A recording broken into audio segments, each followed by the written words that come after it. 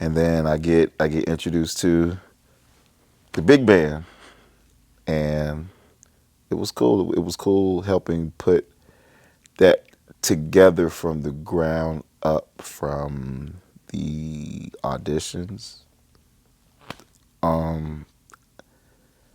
to just putting it together. They had that vision in their head, and my whole plan was just, all right, well, we got the musicians, we got the music. Let's just, what'll make ourselves different would be the how we do our transitions, how we would connect each song together. Because a lot of bands would, a lot of those style bands would play a song and then stop, and then they figure out, all right, what y'all playing next? But for real, like it would stop the momentum, and people would get off the dance floor.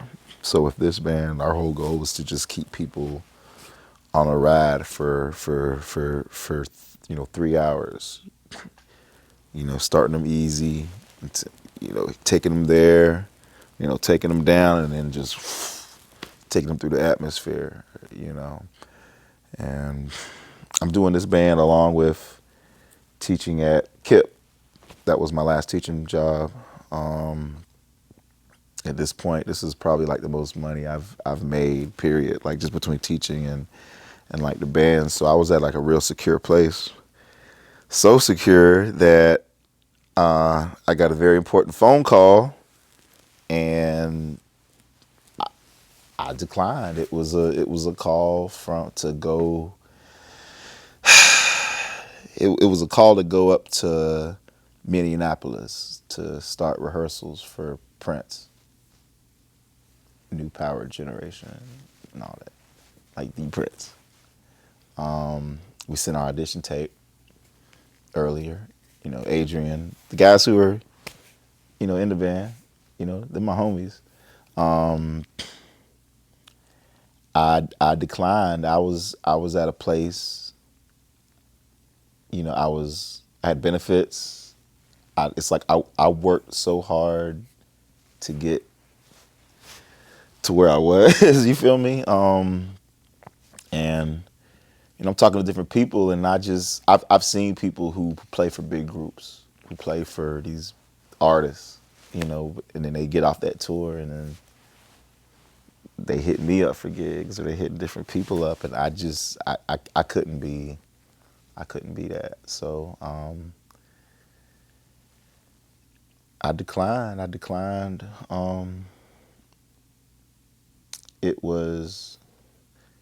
It made me feel good. It gave me that validation. It gave me like, well, this, I'm this caliber of musician. For them to approach me this way. Put a lot of fire. So I ended that teaching job, and I was full time, playing with the band, and then doing other side projects, just writing, direct, producing, just building my name and everything. And it taught me a lot how logistics work, how it is the relationship with your clients. It's a referral based business. Every band's a good band. You can put random groups of musicians together and play the stuff, and you're still gonna have people to say, "Oh my God, y'all are the best band in the world." Like everybody gets that. That's just part of the thing. But it's just like you take a certain pride in what you do. Things just started. It just started to become a check to me. I just kind of. It was just routine. It just the people. It was cool, but I knew in my mind, like, I need to keep pushing my band. I'm ready to perform my music. I'm ready to, really get my thing popping. It was really cool. I was already kind of not putting that in the universe, but just like, manifesting it. And, I already had like one strike, two strikes, I think my second strike was I was late to a Christmas function. And so in January, a lot of musicians, we all want to go to the NAMM conference. That's where we, not only see like what's new for the next year, we get to meet companies and try for endorsements and, just things to better our brand as musicians. And it's something that, a lot of musicians did, three, four musicians, in the band went as well. It's something that we all wanted to do. But it's just, that Friday night, we had a show. We opened up for Adrian. Adrian had his album release at the Met in LA. And I was with the band that was opening. And I'm charging my phone on stage. I got my phone. Next thing I know, my phone gone. Phone is just gone. Like somebody done took my phone. I'm just like, all right. It's our last night here. I already know we're already packed up, ready to go to the airport. Go straight to the airport. I can handle everything. I got an iPad. I got an iPad. If I need to FaceTime anybody, I can do that. That's just, phone was gone. I was kind of pissed about that, but I knew that I was going back home. I knew I could get another phone once I got to Charlotte. The next day came, the Saturday came. We had to. I knew that we all knew that sound check was probably like 5 o'clock, 4 o'clock, something like that. This was in Greenville. This is in Greenville, South Carolina, and cats get on their respective planes and they leave off. I get on my plane and we leave off. My plane goes from LA to Atlanta to Greenville. And I think it was supposed to land in Atlanta around like 2. And then I would get on a plane from Atlanta to go to Greenville, and I would get there, in time for, sound check. So we're in flight, en route to Atlanta, and we're about to, land. I feel the wheels, coming from the plane, like under the plane. And then all of a sudden the captain goes, "Hey, we're low on fuel. We're going to go to Birmingham." And I'm like, "Oh, okay." So we ended up in Birmingham. I'm phone dead. I mean, phone stolen. No phone. The iPad is dead. And I'm just sitting. We're just waiting. We were probably there for like an hour. And then we ended up flying back to Atlanta, trying to get to the next flight. So en route to all that, I'm trying to charge this iPad. The iPad is the only thing I got left.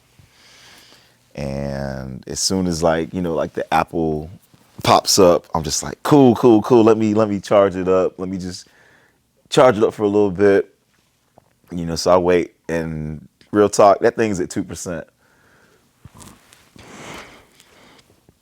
And I was like, all right, I can FaceTime. Let me just FaceTime and da da da da. So the first person I call on FaceTime is the manager's wife, because I know she handles the logistical, the administrative things for the band. She's like the second in command. She handles the logistics. Like she literally handles the logistics. And I figured out, let me call her first, like FaceTime. It just rings. I don't get anything. So I'm like, all right, cool. Second person I call is the horn section leader. Hey, what's up, Harv? Everything okay? Yeah, man. I'm in Atlanta. Plane. Just, it's a lot going on, man. Just I'm gonna be there. Like, I'm good. Just making sure you're good. All right, man. Just be safe. Everything else, da da da da da da. I'm like, cool. Boom. All right, cool. I'm on 1%. All right, let me FaceTime the manager.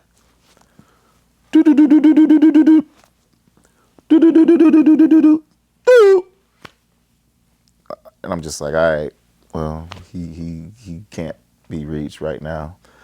I done reached out.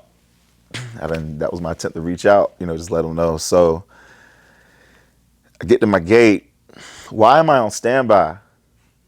I'm on standby, and it's a family of five. It's a family of five in front of me on standby to Greenville. And then guy worked it out. If the family didn't show up, and it was other people ahead of me, and they were like, look, this guy needs to go. He needs to go to his gig. I'm just telling them like, yo, man, I gotta get this gig.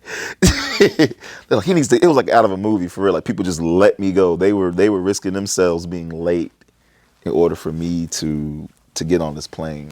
So I was the last one on this plane to Greenville. Everything's dead. I think I'm running cash only at this point. I see a taxi. This is old black lady. She's like, "Where you going?" I was like, "I'm going to it was the grand opening of the Embassy Suites in Greenville, South Carolina." And she was like, "Okay, I can take you there. It'll take like 20 minutes." I said, "That's fine. That's cool." And I'm just like, I'm stressed. I'm just like, at this point, I'm like, they're like, "What the hell?" I'm like, "What's going on?"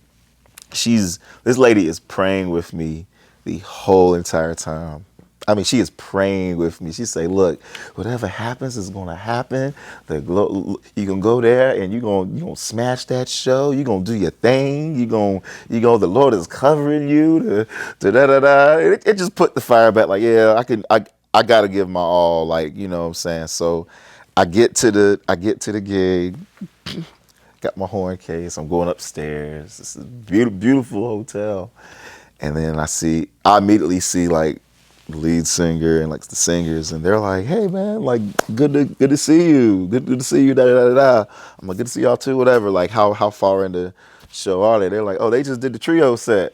I'm like, "Oh, we good, man." Like they just did like it was just like the cocktail set would be drums, like bass and keys. You know what I'm saying? I would always try to like come in, but but I was like, cool. Like we haven't technically, started like the show yet. So I'm saying I'm getting dapped to everybody. I see the manager. He wouldn't look me in my eye. And that's what I do. I was like, oh shit, here we go. But I knew like what the lady said, like, baby, just give your all, give your best. And like real talk, that was probably like the best performance I ever gave that band. I gave my 100. Like I was just moving. I was real precise with every solo. I mean, I'm like whatever solo I get, but it's like I was real intentional. You know what I'm saying? Let me give my all. That's all I can, give. So as soon as the gig's over, whatever, the manager comes, he hands me the check. He says, "Look, this is half the pay because you did half the gig, and we no longer need your services." And I said, "Cool. Well, thank you for the opportunity." That was the only thing I said was just thank you for the opportunity, and I meant it. Thank you for the opportunity. But I broke back home with Evan, and I was good, man. But it was what I manifested. It was at the time. This was my time to just give 100% to my projects and my craft, and not somebody else's. You know what I'm saying? So. That's when I became like full time, and that's when it just kicked into overdrive and was like, all right. It was 2 weeks prior, I got a call about opening for Boney James for this festival, and I told him like, hey, I can't do it because I'm already in Kiowa doing this. But I immediately called him back and said, hey, is that Boney gig still open? They're like, but ended up working out, and like we got that Boney James gig for the Summer Fest.